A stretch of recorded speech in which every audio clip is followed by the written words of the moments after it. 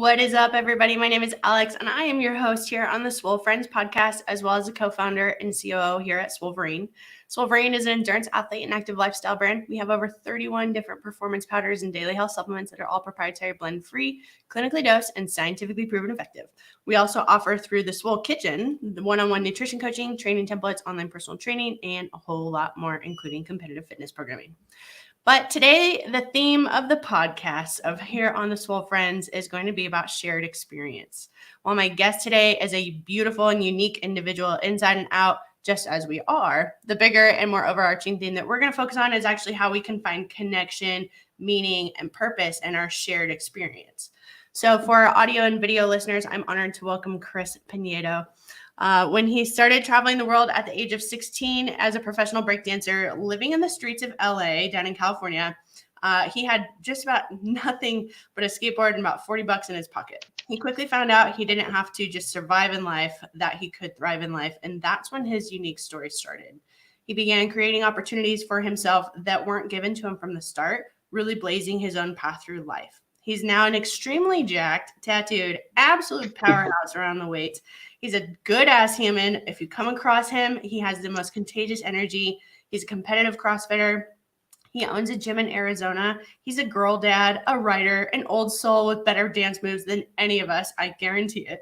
And so episode 29 of Swole Friends here, we're going to learn more about Chris, his own self-discovery, and how he's transcended his adversity and providing really equal and profound opportunities to others in pursuit of their human potential. So, Chris, welcome to the show. Hopefully I introduced you all right. That was great. Thank you for having me. I'm overwhelmed by that intro. I don't know how I'm going to live up to that. All right. Oh, you will. And you guys, for anyone who doesn't know, Chris he's worked with Swolverine on the athlete side for a few years now. So I feel very, connected to Chris in a lot of ways. I feel very honored to have you. Ever since the very beginning when we hopped on that initial phone call and I was like, Chris, what's up? Tell me about you. And you're like, hi. So I'm excited, but let's really dive right in. I mean, currently in life, you're owning a gym, you're living in the heat of Arizona, which is, I'm up in Reno, desert culture, and it's definitely a lot harder down there. I don't know, give me the scoop on you. What's life has for you in store right now? Life's good. So we just opened a gym about 6 months ago. It's been like a long time coming. It's always been something I wanted to do, and the cards lined up and everything presented itself. So we opened this facility, and it's been probably the most gratifying experience I've ever had in terms of gym culture, because I've been able to develop what I want as like this perfect, ideal, utopian gym. And I think everything throughout the years that I've seen in other gyms, it's like, this is what I love. This is what I absolutely do not like that happened. And we took all those ideas and culminated, and we started this place. It's like very, very special. And I'm sure everyone says, they have the best gym in the world, but I think that's like the goal, is to create this wonderful, memorable space for people. Yeah, absolutely. Tell me what your gym's name is. Tell me what your guys' mission statement, what you offer. Tell me a little bit about it. Absolutely. Yeah. It's called Inner Strength and Conditioning. So INNR. Strength and conditioning, it's obviously incredibly CrossFit influence. And then the space, for the most part, what's really cool, we've got the like highest population of like first time CrossFitters, high intensity folk that maybe were at either Globo gyms or gyms that did not like lean into higher education when it comes to fitness. So the way I've always viewed like the sport of CrossFit and like how strength and conditioning should be is it should be like you continue your education or going to college for fitness. So the gym itself is like almost like a magnet for people that want to learn and want to like check in and be very present when they're there, because the people that are not there for that or just want to show up and like just sweat for an hour, we filter them right out. Like in terms of the education, the expectations, data and taking down numbers. So that's kind of like the ethos of our gym, is to create a brave space for everyone to come. And honestly, probably the big barrier for entry is vulnerability, because I've never been in a space more than CrossFit that enables people to have to be vulnerable for how you're looking in the gym, whether it's like how sweaty you are, out of breath, embarrassed about how a workout happened, or these urge to compare yourself to others and have that kind of steal that joy from you. So we're trying to create this space that enables people to be just the best versions of themselves based on that vulnerability. Absolutely. And like, I think a lot of times, and you know this, like with Swolverine, we talk about performance, right? Or like the nutrition, or in the gym, we talk about performance lifestyle. And a lot of people don't actually identify with them having a performance lifestyle, which like couldn't be further from the truth. Like when we perform in life, it doesn't have to be just sports, right? Yep. Sports or fitness might be that catalyst to finding that performance for ourselves, right? Our heartbeat, our mission, our mindset.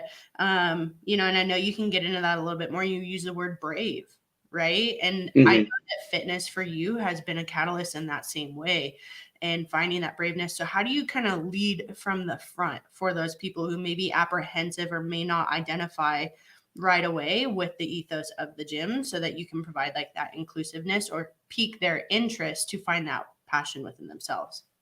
Yeah. I mean, definitely lead from the front, right? Lead by example. So that's a huge one for me. So a big part of any given program, or even like gym, in terms of like the trickle down effects that happen, is like, I want an owner, leader, head coach to be in the mix with me. So I do all the programming with them. You know, I was with one of the training camps for the last couple of years. And then now, as a result of opening this gym, I'm like, I have to be all in for my people. So I do all the programming. I try to make it as non-biased as possible, and I jump in with them every single day. So they see my scores on the board, or I'll jump in a class with them just so like I'm right in the mix. And that's something we constantly see or feel, is that a new person, or maybe even someone that's been there a while, thinks that they're having, and we talked about this before, they think they're having this unique experience. Like, I'm out of breath, my muscles aren't responding, or I can't pick up the bar, so on and so forth. And the thing that I've been really emphasizing to people is like, you are not having a unique experience. Like, you are having a shared experience. Like, we are all absolutely suffering with this like relative intensity, right? That's like the term we hear all the time. So I want that to be like very clear to everyone. And as a result, you have this level of camaraderie and energy that just like palpitates throughout a room, because you realize that you're in it with someone else for all those reasons. So that's something that I really, really want to always be part of, like the foundation of my gym, is that it's like, I do this too. I know exactly how this feels, you know, so that's a big part of leading from the front for me. Yeah. And I like that saying of, you know, like, you're not unique in this. You know what I mean? You might feel like you're going at it alone. You might feel like you're the only person who's ever experienced it. You might feel like, you know, it's me versus me, but really, I mean, we're animals in a way, but we're herd animals, I guess you could say, as the human population. We need other people. We need that community and that soundboard. And I know there's times in your life where you haven't had that community, and you haven't had those people to look to, or those mentors, or those role models. And tell us a little bit more, I guess. Let's get into the Chris story. You know, what has made Chris? What were some of the defining moments or trialing moments in your life that, you know, changed your trajectory, but, you know, gave you that choice to change it positively or negatively? Absolutely. Yeah.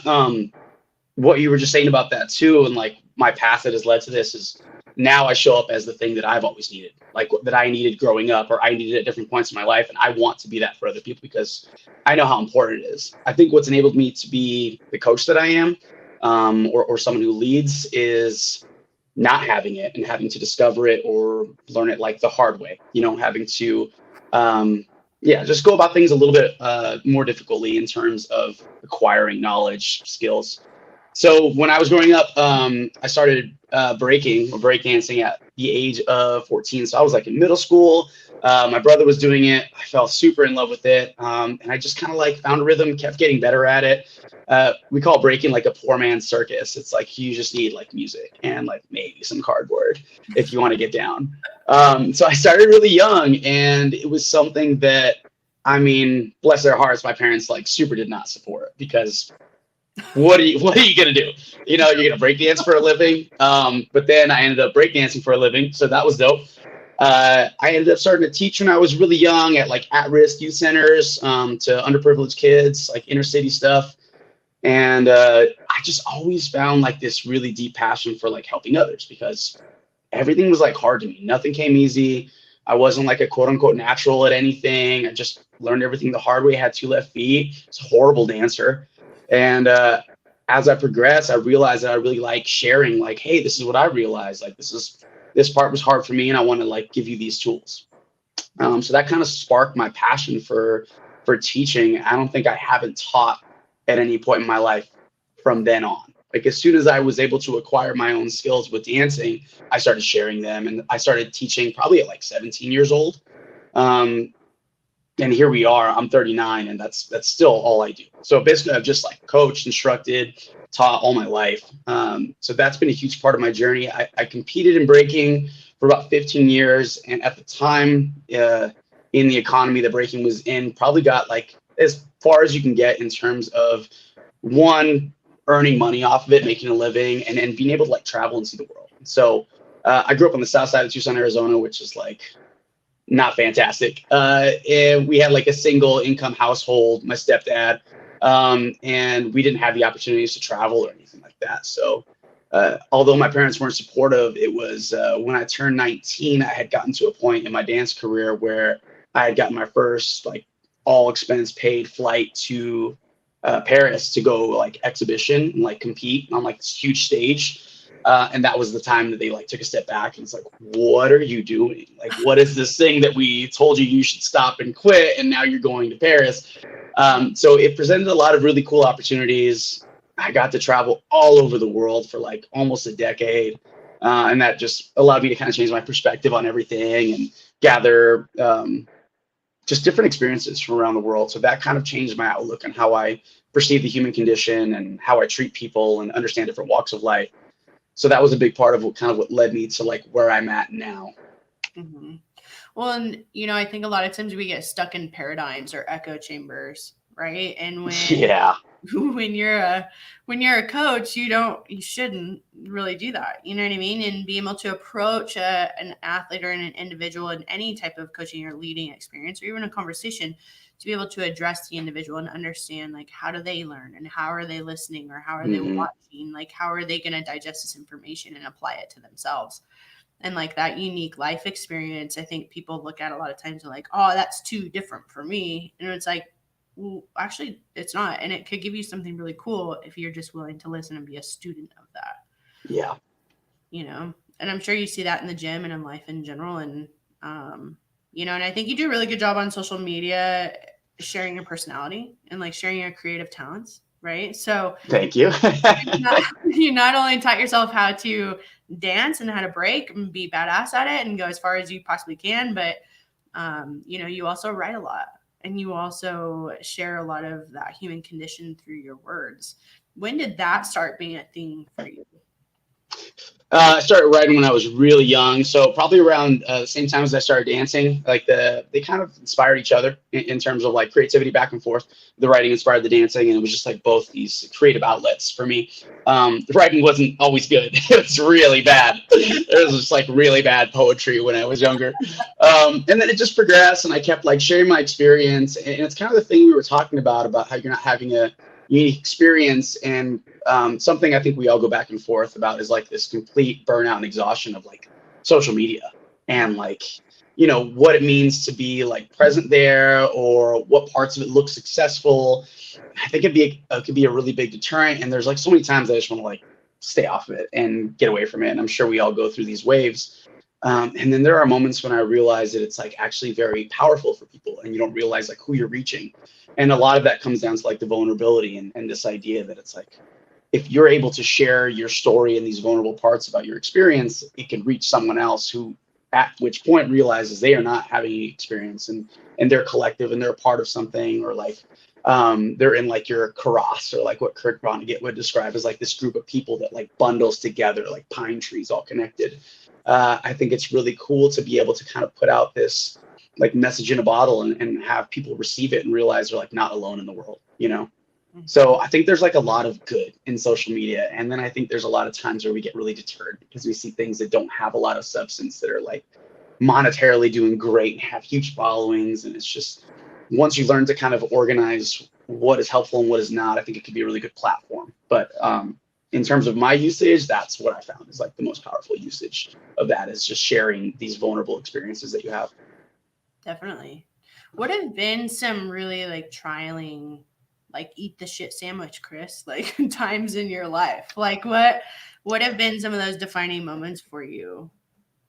So a big one for me, and this was like a gnarly experience, is I had like a very unique relationship with like alcohol. So when I was on like in like the midnight of my dance career, I was at a point where I was almost done like competing a little bit, and I was mostly getting to travel the world and like judge competitions, do panels, have discussions. When they fly you out, you do like a judges exhibition, and it's like 30 seconds of your life. So it's like you got flown to, fucking the Netherlands to dance for 30 seconds, and then you just kind of drink yourself silly for the rest of the weekend. Yeah. And I got like really caught up in the fun of that. I didn't start drinking until I was like in my mid 20s, and then just like really fell into that trap. And it was hard to get out of, I think, because I never really had a lot of bad experiences with drinking. Like I wasn't problematic. Everyone loves drunk Chris. He's super fun. It was like this wild, incredible, fun ride. And then I remember being drunk midday in like a Chinatown bar in LA. And I was having this conversation with this like world renowned, one of the greatest dancers that ever lived. And we're sitting there, and we're both drunk. It's like noon, and we're talking about what our potential could be and how good we could be at a thing if we stopped drinking. And the next day I sobered up, and I didn't have another drink for like 2 years. I quit cold turkey and actually just started CrossFit. So CrossFit kind of like saved my life in that aspect, because I just turned a leaf. I just like put this mental shutter on and just didn't drink again. And by the time that I started drinking again, it like didn't have a grasp on me. I would have like a couple drinks and that was okay. But that was something that was really trialing for me, because there was nothing stopping me. Like if I didn't stop myself, I'd still be there. If I never thought to myself, like, what could I do? What could I be if I had stopped something that I knew was not great for me, but only ever had a good experience with? That was difficult. I think maybe it would have been easier if I had, gotten in trouble with it or gotten arrested or I don't know, anything, like so. Right. Yeah, absolutely. Like, yeah. That's a pretty powerful thing and remarkable thing to even ask yourself, let alone I think take action on. I think that's a lot of time, right? Like with any decision in life, whether it's starting something new, starting something familiar, starting something like, I don't know, whatever it is, or stopping something, is, do I have the reason to do it? What am I keeping myself from? And a lot of times in life, like, I mean, there's some shit that we keep ourselves from. Like I went on a rant yesterday about how, like indecision is a decision. How years have we sat in indecision and like let that be the guide, captain to our ship? And like, that's what you're saying. And so when you found CrossFit, I mean, was it really one of those things that you immersed yourself in? Was it community? Was it just purpose? Was it, feeling really good? And I mean, I feel like you've always probably been super jacked. So it's like, was it the pursuit of, getting 12 abs instead of 8? Right. I think I was always like, I was for sure like skinny jacked when I was breaking. I was like a buck. I was like 150 pounds. I was like skinny jacked. Was really feeling myself. I was like super into it. I'm like, I'm peak fitness. This is great. I can like outfit and look good. No, when I started doing CrossFit, I like came in. I was like, cool. I have this like great base from breaking, and I can do gymnastics and all this stuff. I can do a backflip. I'm gonna crush. And I like remember writing on the goals board that year, and they were still doing regionals at the time. And I was like, yeah, I'll make it to this regionals thing this year. And I like wrote it. I was like, I'll be top 20, blah, blah, blah. And then I almost immediately within the few months realized like, cool, this is going to be like a 5-10 year deal before I'm even close to like the level that I thought, which was a really good wake up call for me, because it's what caused me to like fall in love with the process. Right. And then it gave through this big arch of like this detachment from outcomes, and like that sort of all kinds of like really interesting stuff. My my initial start, I think what you're asking is that like it wasn't I think it was very self-motivated. I think I was like running from things in the breaking culture that I didn't love, not just about myself, but also like externally, like things that I didn't love what the culture supported in terms of like, I don't know, partying and not taking care of yourself, health, so on and so forth. And then just people that just like I didn't love being around. And then I get thrown into the sport of CrossFit, and I start at one of the like gnarliest CrossFit gyms probably of all time. It was called CrossFit Mean Streets. It was in downtown LA. It was run by Ronnie Teasdale. It was a whole fucking thing. It was wild as hell. At which point, like Andrea Egger, Ryan Fisher had been through there. Basil Beatty, who started Verdant now, had been through there. Like all these like pretty like well-known. Oh, guys, hold on. Sorry. Yep. Gotcha. Sorry. My bad. Yeah. All these gnarly athletes who had been through there at the time, some were still there. And I got thrown into this environment of like, they were very brilliant, intelligent, amazing athletes, but it was pretty fucking macho. It was like, you know. Uh-oh, hold on. I apologize again. Uh-oh. 2 seconds. 2 seconds. Just a second. Oh, we're still having it. Hold on.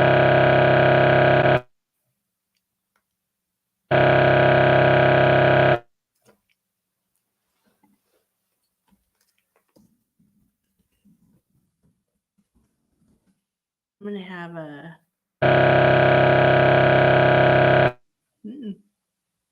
Hold on. I know we're having a little technical difficulty. I'm going to have Chris actually hop out of the studio really quick.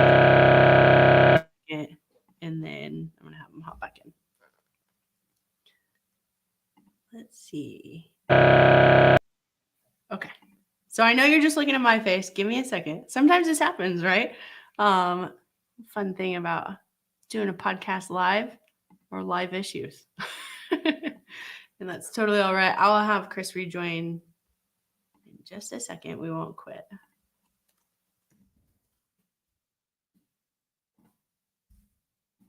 Bear with me. Oh, here we go. Oh, sorry. The man. Sorry. Okay. It happens. Like I just said on the pod, I mean, it's live. You know what I mean? It's like TV. It's like the meteorologist who's like, hey. All right. So where did I leave off? Where did you get cut? Okay. So we were just like, we're in the thick of the CrossFit scene. It's like super brutal, super intense. We got some really good coming in and out, and you're like super new to it. You weigh a buck. What do you weigh? $145, you said? $150, yeah. So I jumped in. I changed one culture for another. I got thrown in, and it was hard. So I really had to be in it for me. I remember being the kind of dummy that went to the gym like 7 days a week when I first started, like nonstop for like 6 months. I like went every day, was going to yoga, was swimming, just like went all in, drank the Kool-Aid. But it was definitely the best thing that ever happened to me. And then the gym that I started at, I'm so grateful for because it made me super resilient. There are things that like echo with me to this day. And there are things that really work about an environment like that that's like really hard on you and really tough. It's just not the environment that I love. But it taught me so much, taught me to be resilient.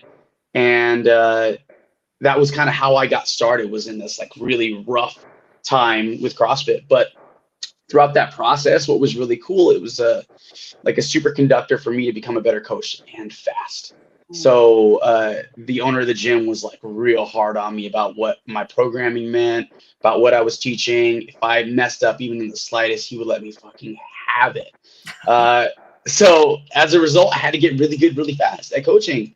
And it was worth it. You know, I took a bunch of certs, did all kinds of research, reading, so on and so forth. And it made me a much better coach throughout that process. So that was my initial start in CrossFit. The thing that I really changed my life was realizing like kind of the backing for CrossFit. Like people don't really understand what CrossFit is, which is why they kind of either steer away, hate it, or whatever. And what they hate is branding. The branding of CrossFit, or they think is an idea. So they hate the brand name CrossFit because strength and conditioning has been around forever. Like mixing up any kind of aerobic stuff with some weightlifting, so on and so forth. Like these training systems have been around for who knows how long, HIIT stuff. CrossFit is a brand name, and I think people forget that. It's like they say they hate running shoes, but what they mean to say is they don't like Nike. You know what I mean? Like they try to really generalize the idea. But for me, and what I still hold on to this day, is that that CrossFit is like this process of collecting data and information, not just in terms of things that are really clear metrics, like how much you squat, but also like your mindset and where you're at with certain things and the ability to continue to grow that capacity, whether it be aerobically or having more mental fortitude. So that's like the thing that I absolutely fell in love with. That's the thing that changes your life. It's like you figure out where you're at and you're able to continue to progress forward. And all the while you're immersed in a community almost always throughout that process. Yeah, absolutely. And you're a very versatile athlete. You know, I think like a lot of it may have been learned, but at the same time, I mean, even now you swim a lot, you do yoga, you do recovery techniques, you do CrossFit style, you do HIIT style, you do bro lift. Like you do a little bit of everything, like a very versatile athlete. And for anyone who doesn't know, I mean, Chris, how tall are you? 5'5". 5'5". Can we talk about? And getting taller, I think. I know a lot of people say as you get older, like your ears grow, but I think like, for sure. you're just stretching out. I've for sure gotten fucking wider. I'll tell you that. Tell me some of your stats, like as far as lifting, just for anyone who. Yeah, for sure. Yeah, the things that I worked on consistently that really helped is like coming into this, I was like super upper body dominant from breaking. So I decided that if I squatted 3 times a week for a couple of years, like I would start to catch up, and fucking lo and behold, I just really committed to myself to like the strength training.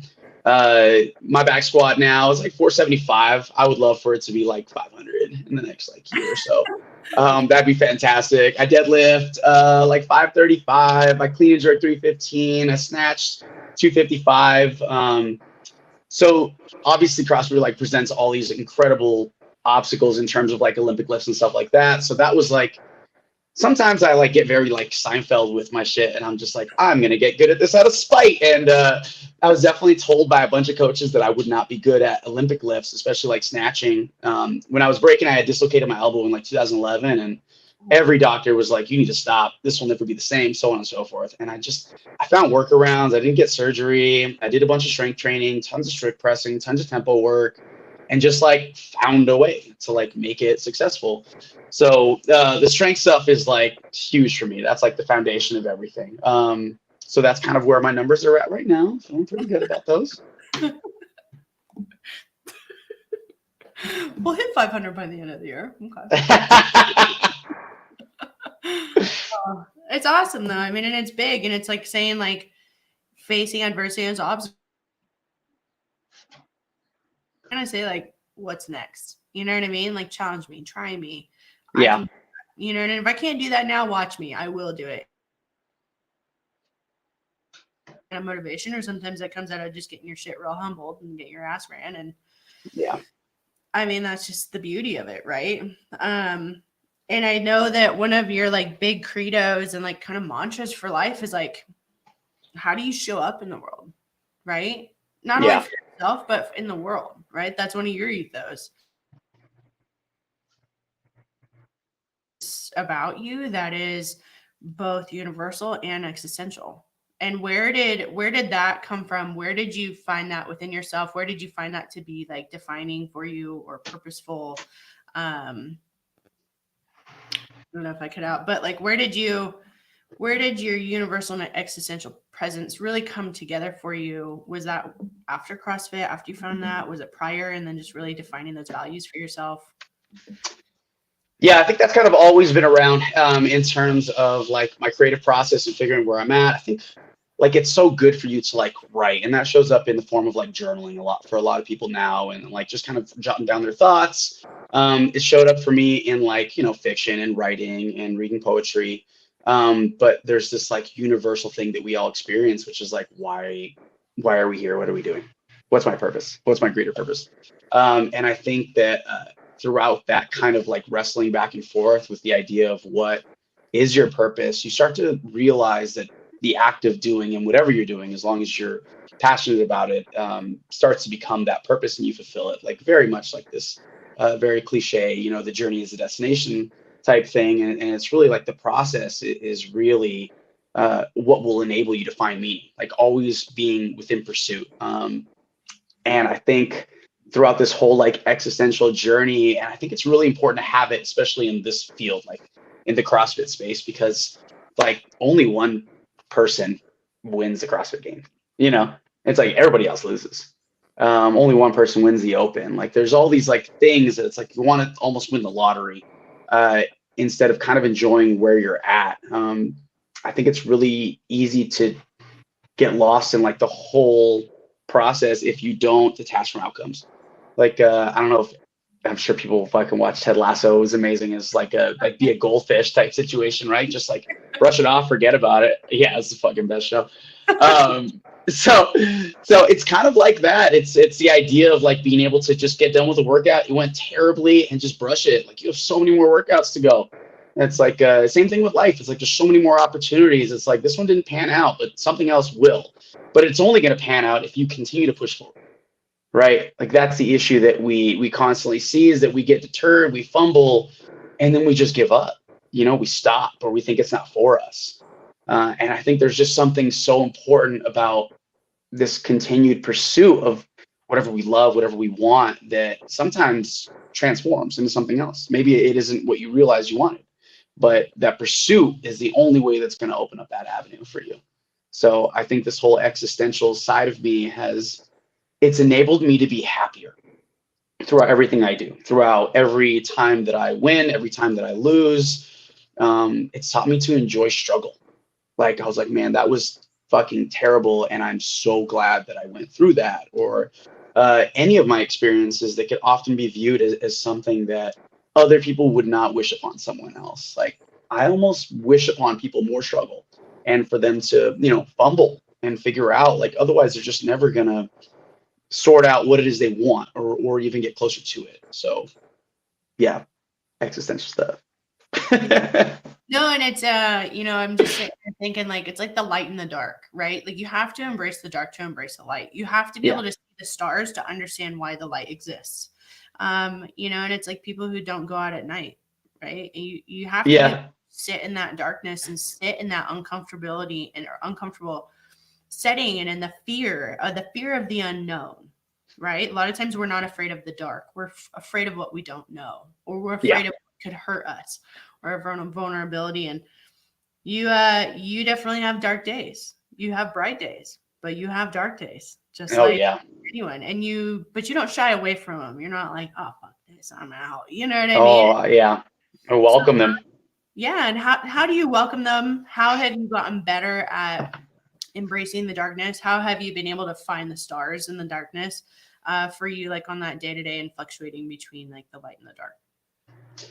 Yeah, I think, and a lot of this comes from comparison to different difficult things in your life, right? So a lot of times I will compare things to like, well, it's never going to be as bad as this thing that happened, which is also why I think it's important for people to struggle, not just in the CrossFit space, but in general, because it allows you to draw from a point of comparison to say like, things have been worse, and as a result, I really cherish what I have right now. I think that deep down, I always tell myself that like, no matter what, like things are going to be okay. Like you're going to find a way. I've never gotten to a point where I didn't find a way out, and even if it was like forms of desperation or really dark and difficult times, like there was always a way out, and I just needed to find it, So I think that maybe that just encompasses the idea of hope, like, and not losing that. I've always been hopeful that things are going to get better, but things have been bad. And I think as a result, like that's why I cherish the moments I have. Like I've been homeless, and I've been hungry. I've been out on the street. I had to steal to eat. I've gone through some rough patches, at which point I'm like, I'm still here, like nothing has stopped me from being present or continuing on throughout my process. And that's just because I never gave up. There was always some kind of hope that things would get better. And now when I view a lot of the difficulties and struggles that I endure, I think they'll never be as bad as that. Or I remind myself that it's like almost no matter what, everything is going to be okay. There's certain things that the world can't take from me. And it's like what makes me and who I am, and my thoughts and my presence. It's like, cool, I can lose money, car, housing, but it's like they still can't take, like, you are the thing that makes the things. And it's like whatever it is that you've developed in your life, you're the cause and you're the source of that. So whether it's good or bad, or you accumulated money, it's like you can go back to zero, but you still have the skill set that enabled you to get to that point. So you just restart, go again. They can't take from you the thing that makes the things. All right, podcast over. No. Cool. That's all the knowledge possible. Oh my gosh, it's beautiful. It's really, it's this common theme. I don't know if anyone's been out there listening to like podcast after podcast. I mean, hopefully everyone has, but of podcasts, we have a lot of different people on here, athletes, individuals, business owners, serial entrepreneurs, influencers, all the shit, right? But you are what makes those things. And it's really, I'm like so excited right now because there's this common theme of success, right? And that's this willingness to persevere and become resilient, right? It's, you fall victim to the circumstance or to the systems, but it is your choice on what you're going to bring out of that and how you're going to grow from that and where you're going to go from there, and it's absolutely like using this idea of like pivoting. Oh, that didn't work, pivot. Oh, that didn't work, pivot. I'm going to go over here. I'm going to try this. I'm going to try that. And like building those skills. And that's what you're saying, and I guess the overarching theme of this is we may be unique in what we face, but our experience is shared. Our suffering is shared. The tools to success are shared. And this idea of detaching from the outcomes, right? Yeah. It's pretty beautiful. It's pretty awesome. Some really good knowledge in there for sure. Thank you. I'm like, oh, I'm stoked. I love talking with you. I hope you guys are excited to listen. I mean, Chris is a really awesome person. For anyone who doesn't follow him, make sure to go follow him on Instagram. I'll plug that real quick. For our audio listeners, it's ChristopherPher. So Christopher, and his last name Pinedo, which I am not good at pronouncing, but Chris can pronounce his last name for you. Yep. Piñedo. There you go. I'm not good. I apologize. Do you know how to speak any other languages? No, unfortunately. Well, you're just really good at saying your last name then. Thank you. Well, both my parents are Mexican. They're like, I'm like third generation. All my grandparents are like from Mexico, essentially. My dad had such a hard time in school because he was Spanish speaking. So he was in ESL classes. He had a really hard time. And as a result, culturally, and this is like the thing that strips you of your culture, is because he was so uncomfortable and had such a hard time, he insisted that we did not learn Spanish and just like English only, like get really good at it. So that was like part of that. So that's why my pronunciation is that way, but I also do not speak Spanish. That's like a really common thing I'm finding. It's really interesting. Oh, yeah. Some conversations, like parents don't want to teach their kids languages, and I get that, but at the same time, I don't get that. But that's a good example of how society has kind of changed and being like more inclusive of that. And oh, yeah, absolutely. so when you went to what prompted you to go to Arizona? You were in LA. You were in LA for a while. Yeah, so I grew up in Arizona. I grew up in Arizona, born and raised here, and then I moved to LA in 2013, 2014. I went there to kind of open up more opportunities for myself and just really kind of be in a big pressure cooker for talent, skills, survival. And spent 8 years out there, which I was really fortunate to do because throughout that process, I learned from like so many of like CrossFit and functional fitness's greats while I was out there. Got to teach at some of the best facilities and kind of like develop the coach that I am now. So that was really helpful. But yeah, born and raised in Arizona. And that's what brought me back. What brought me back was the pandemic had happened. I came back to kind of reset and really pursue my dream of opening my own facility. And a couple of years later, here we are.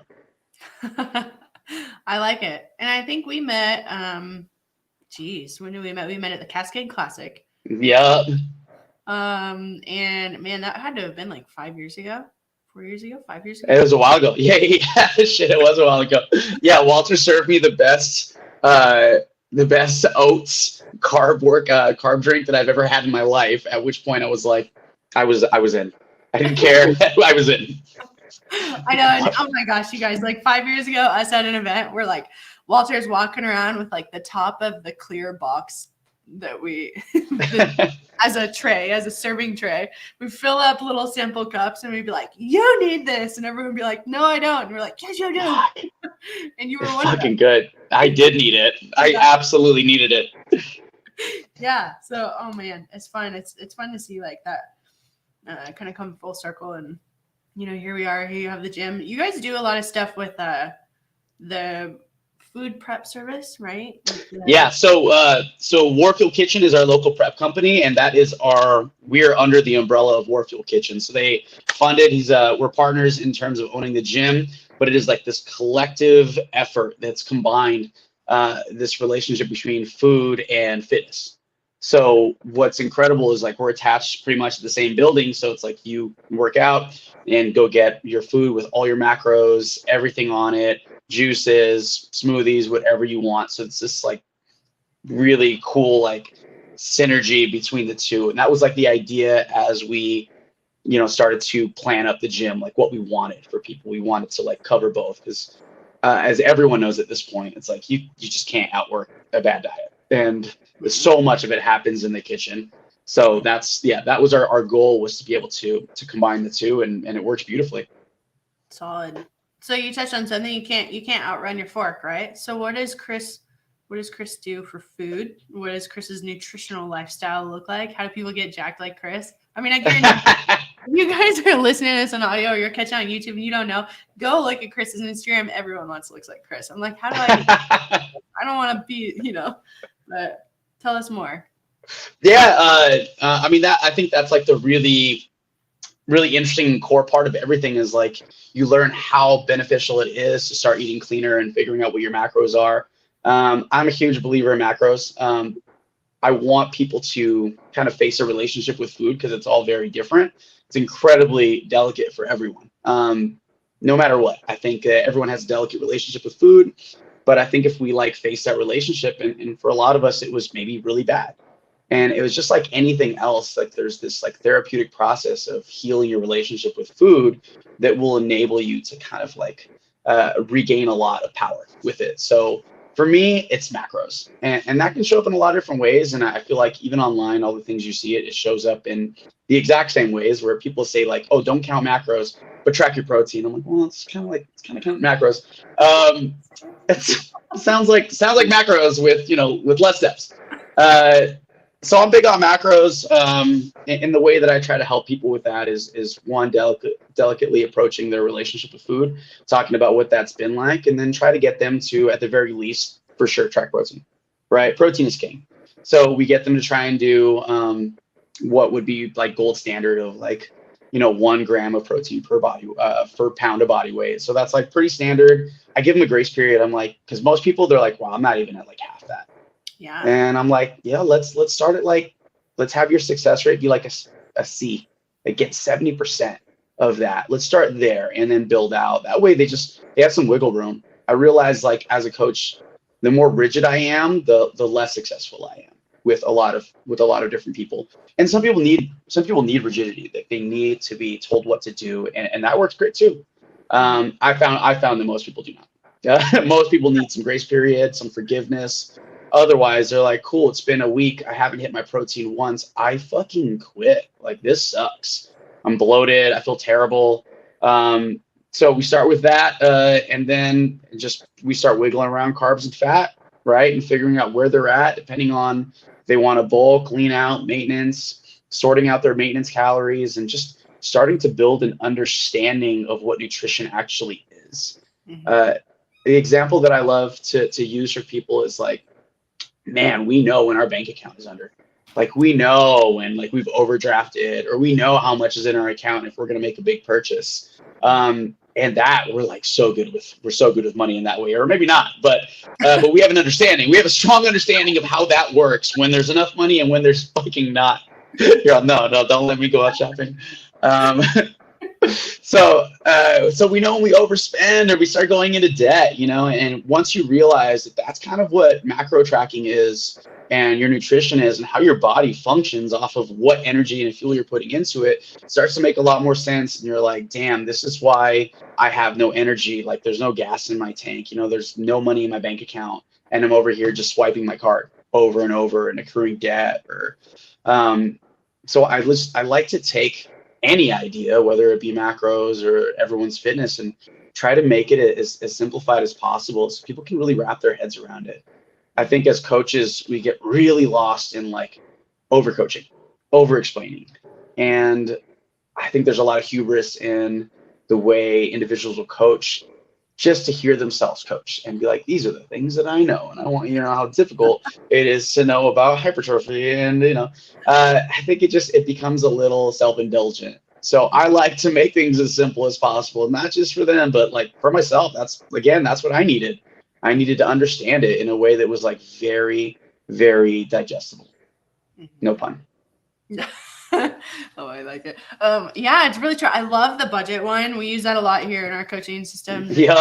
This is true because people understand money. And like, I think the other thing too, when we extend grace and patience and understanding to others as coaches, they are like, what if I do this to myself? What if I don't beat the shit out of myself all the time? What if I don't like have my food with a side of guilt and shame? And you're like, yeah, it's awesome, isn't it? And they're like, wow, like it's actually silly. And I'm not trying to paint it in a silly thing. It's very serious. But, when we can extend that empathy, like we're our own worst enemies, right? Like we can beat the shit out of ourselves all day long. You do it. I do it. We've all done it. People listening do it. But then like sometimes it's nice for someone to like lend out a hand and be like, here, let me help you. It doesn't have to be as bad and shitty and terrible and restrictive as you think it is. And that's a big thing. Macros is like, oh my gosh, telling people like it's not restrictive. Through structure comes freedom, right? Yeah. And that's like with your gym routine. That's with the way you treat yourself. That's with journaling. It's like, I don't know. I could soapbox on that one for a while, but I like that soapbox. Wow. But so through your macro tracking, like what's a typical day of eating look like for someone like yourself? Like 3,200 calories roughly. Carbs, obviously like my best friend, that's like 450 grams of carbs. It's like a fucking solid amount. Fat, anywhere from like 70 to 100 depending on the day. And then protein is always going to be around like, at least 180, but sometimes up to 200.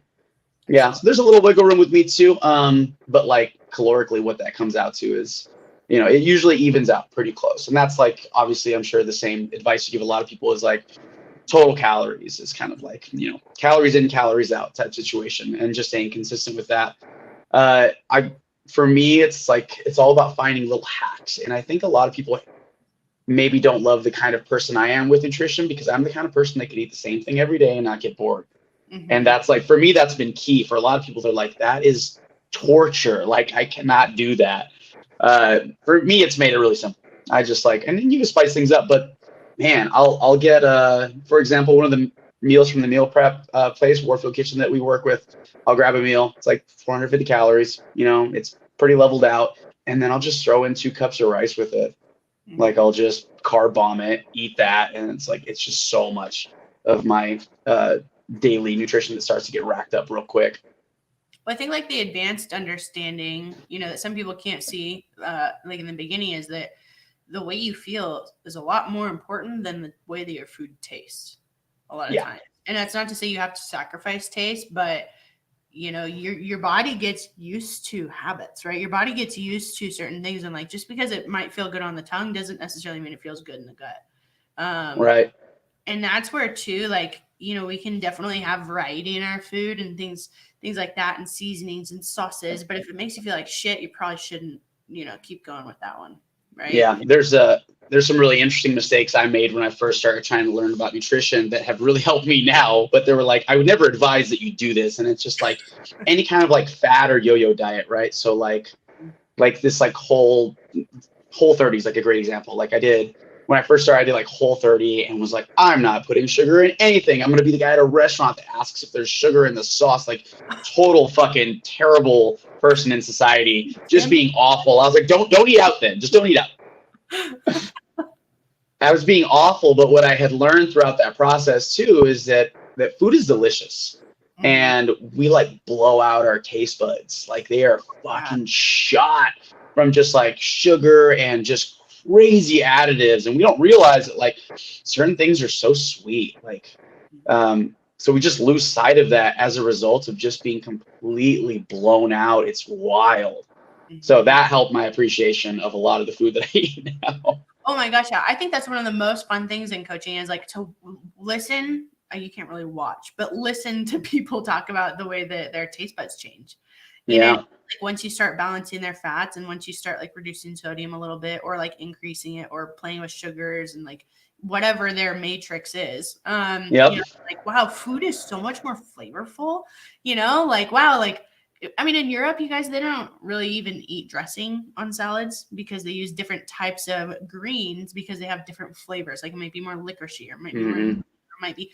And it's like, when was the last time you sat and like ate something and was like, this tastes like this? You know what I mean? I think that's a good test too, is like, do you even know what your food tastes like? Or are we just so used to consuming it? And it's, as I was saying, someone correlate it to like doom scrolling and the dopamine rush and like our dopamine receptor.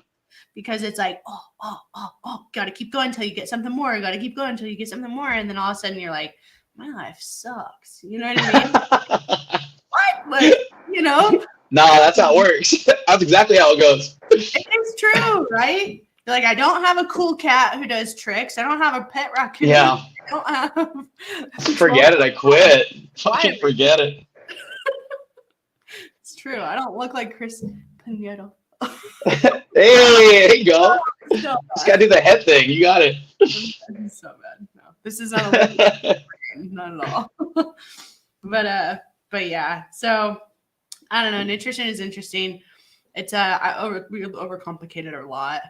But what is it? I guess what a typical day looks like for you as well. Are you an early riser? Are you late bird? Are you pretty?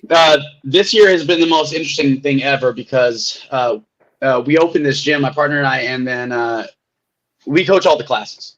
No one else sees our athletes. It's just us, which is also an incredibly unique experience because it's, I mean, like if you have a personal trainer, like your personal trainer is there with you every single session. They know what you squat. They know what weights you should be using for workouts. So when you get in a gym that's like, I don't know, larger in status, has much more coaches, it's like you have to reintroduce yourself to every single coach, new injuries, so on and so forth. We have this like very special arrangement where it's like, I know exactly what you need to be squatting. I know exactly what weights you need to be using. I know where you usually make mistakes in workouts. Like no one else gets to see our athletes. It's just us. So we coach all the morning classes and then we coach all the night classes. So every day, our typical day looks like opening and closing. Coach a class, eat a cup of rice. Coach a class. That's fucking kind of very accurate. So usually the formatting is there's two coaches at all times. So every once in a while when it's smaller classes, or we've also designed our program where certain classes they do with us, so it's inclusive. So we have like an engine class. It does not need any explanation. It's like you're going to hop on a bike. We're going to do intervals, so on and so forth. So we jump in with them. So a typical day is we coach the classes. We jump in a class with them, we train our little hearts out. We get done with the morning, come back, cram with food, try to get any kind of recovery in as possible, sometimes a little nap, and then head back for the evening. Usually we'll jump in a training session in the afternoon, try to get in our lifts or whatever, or usually the class workout, finish out the night, and try to get to bed as quickly as possible, do it again tomorrow. That's awesome. That's really cool. And when you say your partner is Bug. Yep. I know. I was like, you don't really call that. But yeah, Bug. You guys have been super cute. I've been like Instagram stalking both of you. Thank you. Very cute. I like it. But that's a cool, you mentioned 2 coaches in a class. That's a unique. Like, dang, I need to fly years old and go to class. That sounds rad. Yeah. So it's really interesting. So a lot of that, so essentially, like I told you, what we do is we try to take the best ideas that programs have and leave out the bad ones.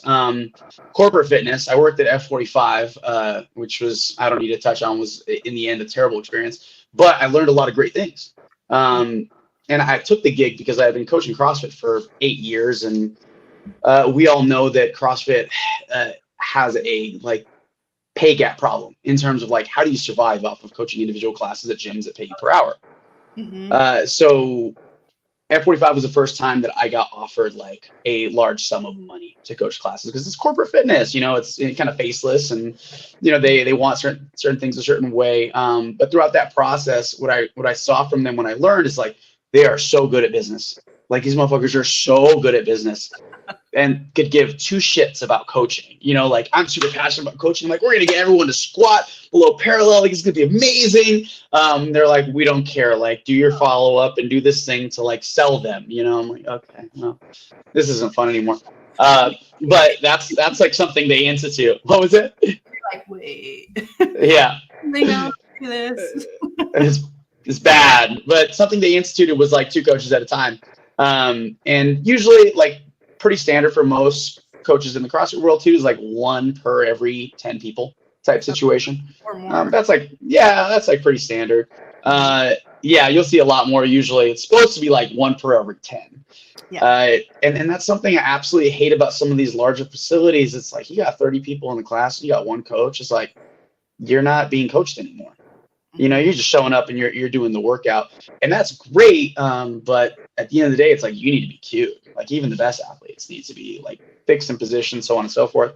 So we took on that idea, put 2 coaches in a class. That way, like we just skyrocket our people. Like we grilled them. I'm like, you will not use this band for the next 3 months. Like I'm going to give you, you know, X amount of time to do this scaling option or wherever we're at. And then you need to progress it, because I will not be the one that has a gym that has someone that has been using the same scale for like 5 years. That shit isn't, to me, that shit is embarrassing. Like to your coaching, like a tribute to your coaching.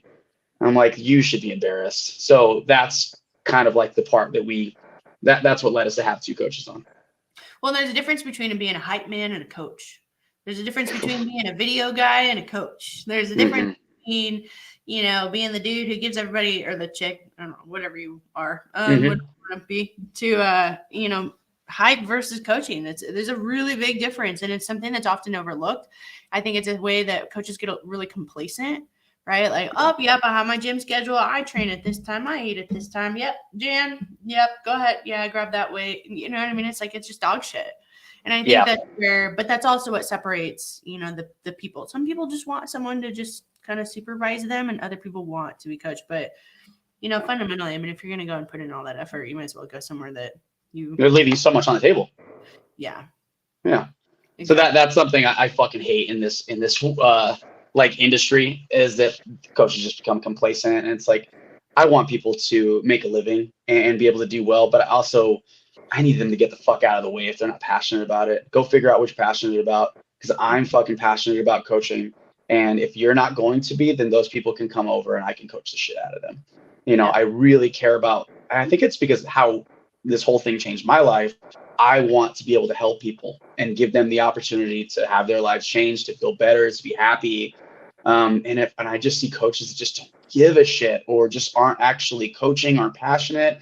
It drives me crazy, because you are responsible with these people's trust to be able to like develop their strength, their capacity, their mindset. Like you are responsible so much, and they're trusting you, and you're just doing nothing with that trust.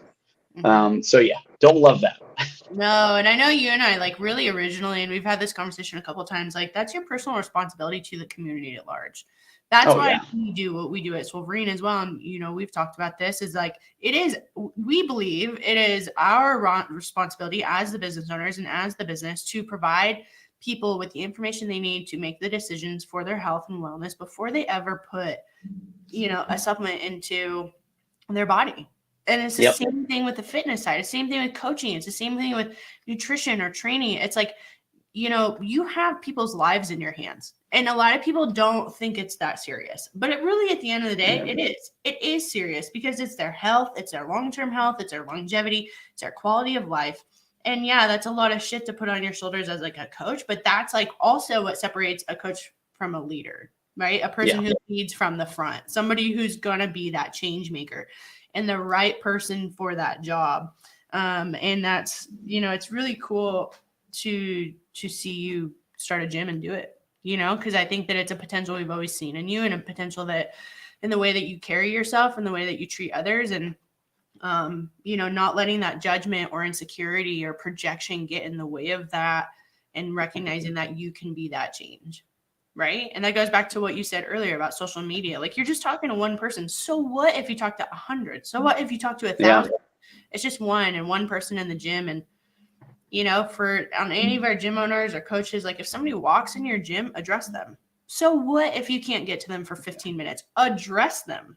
Yeah, like, absolutely. Even if it's anything. But yeah, and that's like, it's really cool to see that you're applying that and bringing that in, and like giving people that opportunity to learn. And like, accept that information and make those decisions for themselves and their health. So yeah. How do you find time for being a papa, a dad? I mean, you're a girl dad. I see you guys, the videos of him and his daughter dancing are like the camp. I think they're some of my favorite things on the internet. It's so fun. But talk to me about being a dad. Talk to me about prioritizing time for that. How do you make that experience? Oh, I got really lucky. My kid is so independent and creative and thoughtful and introverted in all the good ways, discerning. I never worry about her. I'm always just like really confident in her ability to make her way in the world. And that probably brings me the most joy. So we share our time. She's in California still after I moved back. So we do, weeks at a time during any vacation or whatnot. And it's just like the most special time that I get to share with what essentially is like your best friend, right? You hang out, you goof around. The parts of me that I see in her are like some of my absolute favorite parts of myself. And those are the parts that like remind themselves how much joy there is in like dancing and laughing and being goofy and looking stupid constantly. And that's something that wearing, like putting on the silly shoes and doing the silly things and like just right. I love it. Yeah. So that's something that I always want her to like take with her, is like that I was never, however tough and scary people think that I look because of like my stature and tattoos, like I want to like break that down and just remind her that you can be as silly and fun and whatever. Like you don't have to take things that serious. You can really, really enjoy life. And as a result, I think she really just like gets the most out of life. The kid's fucking fun. Yeah, I got lucky. Yeah, I got really lucky. She texts me probably like a poop symbol, more often than any other emoji, just for no reason, no context. That's just kind of how she operates. So yeah, I think and a lot of that experience really helped me like sober up in my life. And that was like part of my ability to kind of like straighten out and get my life better. And, I wasn't always great and I wanted to be. And that was a huge influence for that, because I wanted to be something that she always looked at and said, like, I've always been proud of how my father did X, Y, and Z, or how he was so determined, committed. I mean, kids watch everything you do.